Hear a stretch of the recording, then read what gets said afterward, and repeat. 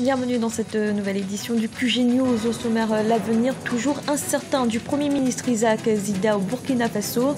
Malgré le soutien d'une partie de la société civile, le régiment de sécurité présidentielle continue de demander sa démission. Réunion sur le rapatriement des éléments de l'ancienne rébellion du M23 en République démocratique du Congo. La date limite du processus a été fixée au 18 août prochain. Et un ramadan particulièrement difficile en Libye, des familles déplacées ont trouvé refuge dans l'école de Benghazi où ils s'organisent pour passer ce mois de jeûne musulman. Mais tout d'abord, l'ancien chef de la junte guinéenne Dadis Moussa Camara a été inculpé dans le cadre de l'enquête sur le massacre du 28 septembre 2009 à Conakry. Une décision de justice qui fait suite à son audition ce mercredi par 2 juges d'instruction et un procureur guinéen.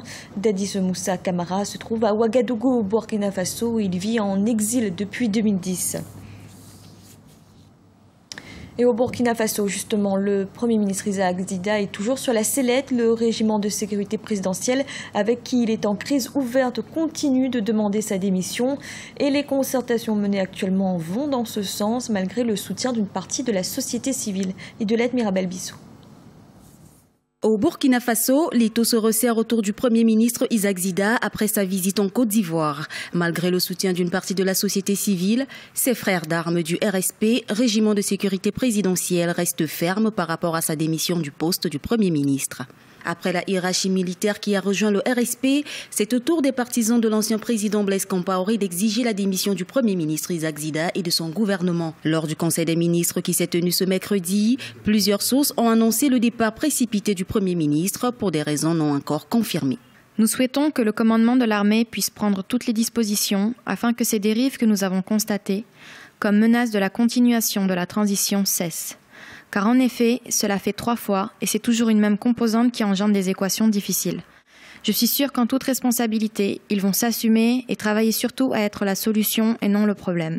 C'est le plus important pour nous. En ce qui concerne la tentative présumée d'arrestation du Premier ministre le 28 juin 2015, le gouvernement, dans un communiqué rendu public, affirme que c'est face aux rumeurs qui remettaient en cause la sécurité du Premier ministre que la gendarmerie a entrepris de mener des investigations sur certains éléments clés du RSP. Aujourd'hui, les partis politiques n'ayant pas soutenu le maintien du Premier ministre à son poste, la société civile à elle seule ne peut pas influencer, contrebalancer la position du RSP sur la question. Par ailleurs, il faut savoir que ce qui s'exprime au titre de la société civile n'est qu'une faible partie de la société civile réelle, qui compte autour de 15 000 organisations au Burkina Faso. Le débat sur la démission ou non du Premier ministre Isaac Zida fait couler beaucoup d'encre au Burkina Faso et pose le problème de la légitimité de ce dernier.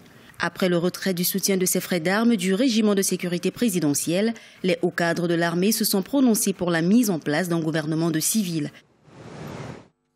Dans l'actualité également, des violences communautaires ont fait 22 morts et des dizaines de blessés dans le sud de l'Algérie, dans la région de Gardaïa.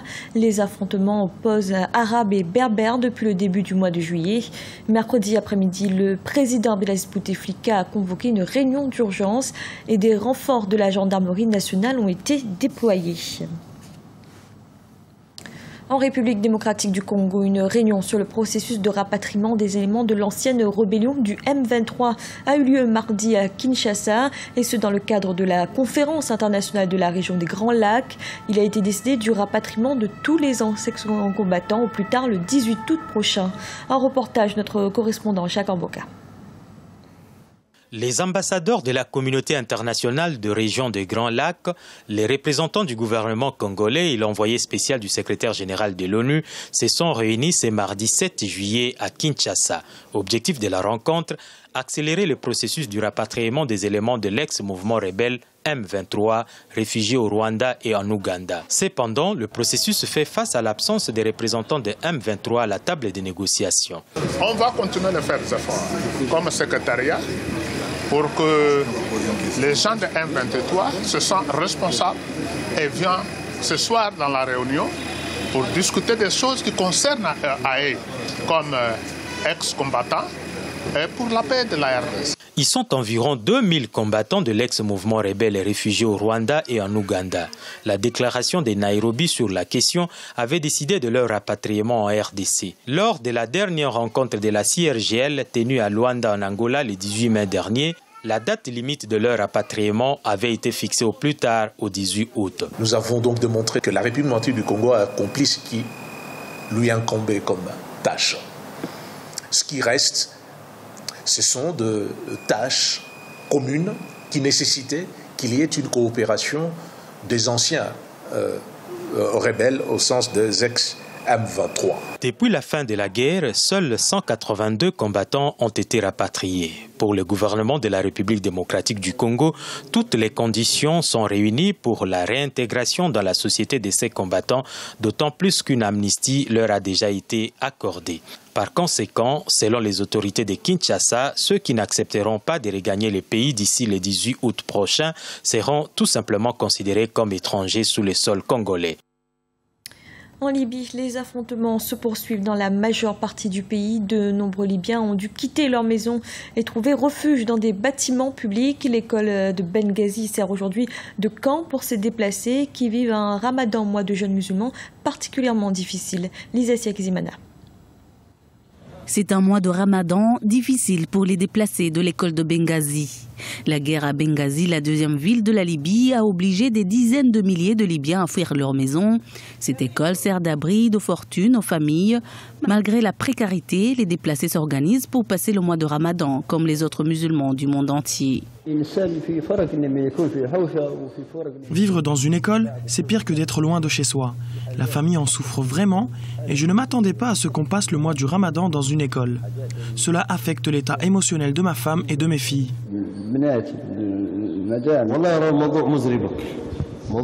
La situation est tragique et difficile. Nous vivons dans une école et c'est un stress émotionnel pour nous et les enfants. Nous sommes tous fatigués et les enfants veulent retourner à l'école et apprendre à lire. Mais il n'y a pas d'école et il n'y a rien à lire. Les autorités doivent vraiment trouver une solution à ce problème. Actuellement, la Libye est déchirée par des guerres qui opposent deux administrations rivales et se disputent le pouvoir, tandis que les factions armées se battent pour le contrôle du territoire. Une situation qui met en souffrance les déplacés qui espèrent un jour rentrer chez eux.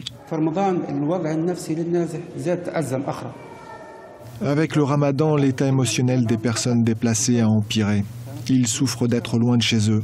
Ils supportent difficilement leurs conditions de vie dans une école au cours du mois de Ramadan. Ils se sentent comme des parias, comme s'ils venaient d'un autre monde, comme des étrangers venant d'un autre pays. Leur état émotionnel en souffre.